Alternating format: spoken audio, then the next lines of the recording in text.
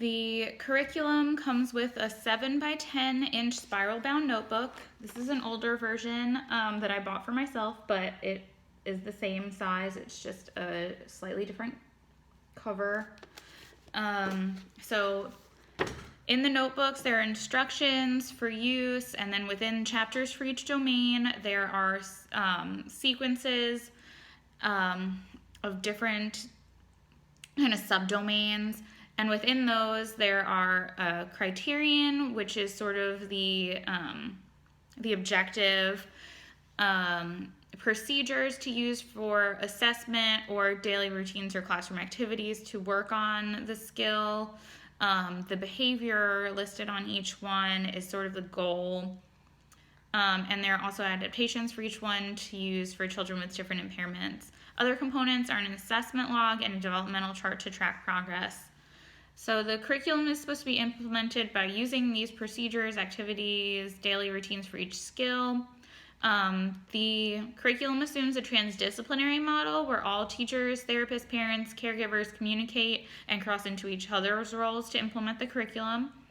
The curriculum is intended to be used in the least restrictive environment, which is the home for infant toddler and the preschool classroom for preschoolers. The skills are sequenced in the order they are suggested to be taught, not at a median age where that skill is likely to be demonstrated. Families are encouraged to carry out the curriculum. There aren't specific different activities for sending home with families to augment the curriculum's use in a center-based program, but anyone is supposed to be able to implement the curriculum. It's family-friendly, it's jargon-free. Parents are involved with an interview prior to beginning the curriculum. This is used to gather information about skills, especially those that won't be displayed in the classroom, and to fill in the family on what the child will be experiencing with the curriculum. So observations can also be used to fill in the assessment log, and these can be conducted at home with the family. Okay. So I'm going to talk a little bit about some of my perceptions on the strengths and weaknesses of the curriculum. One of the greatest strengths, in my opinion, of the Carolina curriculum is how easy it is to use. I have never had my own classroom, as you guys know, unless you count Sunday school or day camp group as classroom.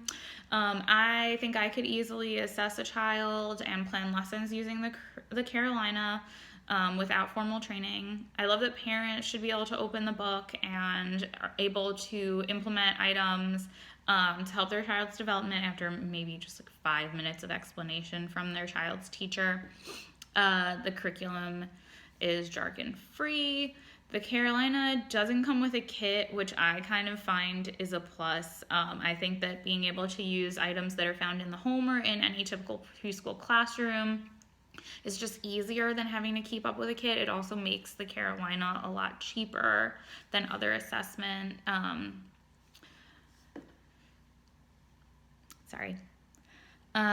I like that the Carolina emphasizes embedded instruction. There's obviously, as you know, lots of research showing how embedded instruction is the way that children really learn, because we don't want them to have skills to use in a vacuum in a therapy room. We want them to have skills that they can use throughout the preschool day, in community activities, and in the home.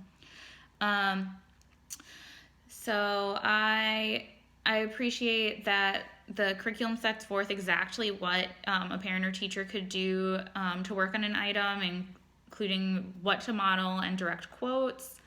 I think that the assessment component is a really big strength of the Carolina. The assessment is tied directly to instructions to help children build the skills that are being assessed. Most of the items provide adaptations to allow children with particular disabilities to access the curriculum and show what they can do. So the curriculum and the assessment items are organized by domain, and then developmental sequences, which are like subdomains that put skills in a logical teaching order. Each item indicates the materials that are needed, if any, the behavior that is targeted, which is like the goal, the criterion for mastery, which is like the objective, and procedure. So the criterion, like I said, it's what's required for mastery of the skill being assessed or taught. If the child can meet the criterion in a variety of different settings, then the child has mastery of that skill. This can be assessed by parent interview, observation, assessment, or a combination. Mastery earns a plus sign for that skill. If the child sometimes demonstrates the criterion or can demonstrate it only in one setting, it's an emerging skill and gets a plus and then a diagonal slash minus. And if the children doesn't have the skill yet at all, the child doesn't have the skill yet at all, it gets marked as a minus. So the assessment log lists each skill in order and has boxes where you can put the plus slash minus, or the minus for the initial assessment, and then the next assessment after working with the child for a determined period before assessing again, and up to four go-arounds of that. The developmental chart that comes with this curriculum is, I think, in my opinion, it's an excellent way of documenting performance over time. It compares the child only to him or herself, not to other children, and shows how he is improving or falling behind over time. The teacher marks the boxes on the chart with the plus minus, or the minus as described with the assessment log, and then colors in the whole box for a plus, half the box split diagonally for a plus minus, and leaves the box blank for a minus.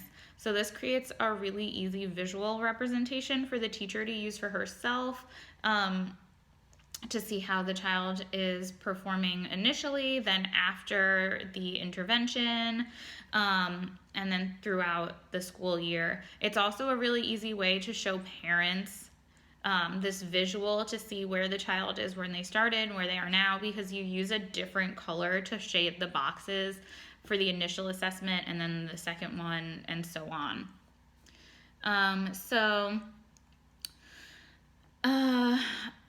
Negatives of the Carolina curriculum. Although it's really easy to implement the activity items in the Carolina, it seems difficult to use it as intended if you don't have experience with it. And what I mean by this is the publisher states that multiple items are supposed to be made part of one activity with the child. So using different skills in one activity. Obviously, as teachers or aspiring teachers for myself, we know that this is how you teach. You don't just have one skill set forth by itself, but the book doesn't tell you which items to combine into what activities. So as a parent being given this book to do things at home, if you're really set on putting multiple of the items into one activity, you might get thrown off by that. It also makes it harder to use it to plan for your classroom. So another negative about the Carolina is the curriculum book is just not attractive at all. I mean, it's black and white, text on the inside. That's it.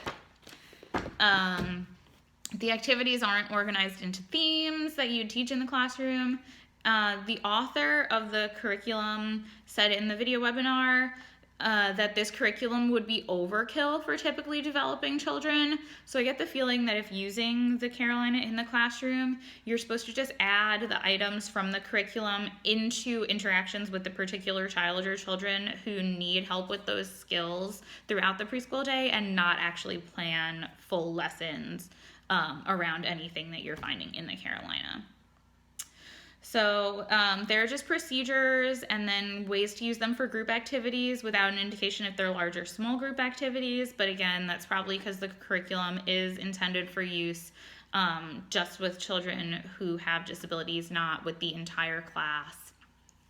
It seems like the curriculum is really more of a way to help work on IEP goals than a way to teach the class. So then another negative is, while I was able to find out some things about the theory behind the curriculum, the information could be stated more clearly and in more detail. I also would have liked to see more info about the effectiveness of the curriculum through studies in controlled or experimental settings. I get a feeling that it is really effective, just with the experience that the authors have in the field, but if you're making a pitch, let's say to your administration to buy you this curriculum, those studies would be helpful. But overall, I like the Carolina curriculum for what it is. It's not going to be the main curriculum to use in your preschool classroom, but it seems like it would be really helpful in determining child's strengths and planning what to work on next, and in order to scaffold on his strengths and to help him in simple ways throughout the day. So I hope you enjoyed my presentation. I look forward to seeing yours as well.